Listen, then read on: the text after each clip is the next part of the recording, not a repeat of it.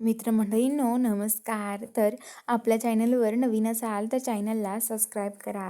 तर आजच्या भागामध्ये घडतं असं, इकडे आता जो सत्यांते असतात, सत्यांते तिथे येतात. ते एक फॅक्टरी असतं, तिथे येतात आणि तिथे आल्यावरती ते इकडे तिकडे बघतात, त्यांना कुणी दिसत नाही. तेवढ्यात मंजूला एक निळा जॉकेट घातलेला माणूस दिसतो आणि मंजू सत्याला त्यांना दाखवते. सत्यांते आता त्या निळ्या जॉकेटवाल्या माणसाकडे येतात. त्या माणसाजवळ येऊन बघतात तर तो माणूस आता तो लगेच तिथून पळतो. तो खूप पळ काढतो आणि तिथून पळून जातो. तर आता सत्य आणि ते त्याच्या मागे पळतात सगळेजण. त्यांना असं वाटतं की तो तोच माणूस आहे. मंजू पण पळायला लागते. तेवढ्यात आर्यन मंजूचा बळजबरीने हात पकडतो आणि म्हणतो की मंजू, अगं तू कशाला जातेस? आपण इथे बघू ना. अगं इथं कॉम्प्युटरवर काहीतरी सापडेल आपल्याला. तू नको जाऊ तिकडे, असं तो आर्यन मंजूला म्हणतो.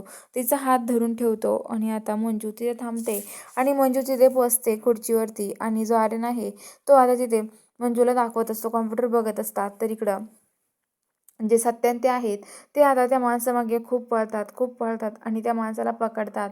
त्या माणसाला पकडल्यावरती सत्या त्या माणसाला खूप बेदम मारहाण करतो आणि खूप हाणतो. तो म्हणतो की आता मला नाही माहिती, सांग का असं आमच्या मागं हात धुवून लागला होता रे? का आमच्या आयुष्यात आलाय तू आणि कसं वागतोय माझ्या म्हणजे वाघमाऱ्यांसोबत? आणि त्या सत्या त्याला खूप हाणतो. तर आता तो माणूस म्हणतो की कोण? अहो मी नाही येतो. तर आता सत्याने त्यांना असं वाटतं की म्हणजे हा माणूस तो नाही आहे, मग कोण असेल? त्यांना आर्यनवर डाऊट येतो आणि ते सगळेजण मागं येतात पुन्हा. तर इकडं जो आर्यन आहे तो आता ते धूर करतो. धूर झाल्यामुळे आता जी मंजू असते तिला खूप त्रास होतो धुराचा आणि मंजू म्हणते, कशाचा धूर आहे?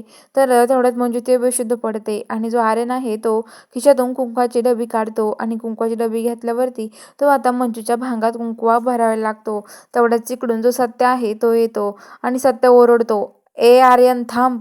आणि आता आर्यन थांबतो आणि सत्याकडे मागे वळून बघतो. तर बघूया आता पुढील भागात नक्की काय घडणार आहे. खरंच आर्यन करेल का मंजूसोबत लग्न? हे बघायला चॅनलला सबस्क्राईब करा.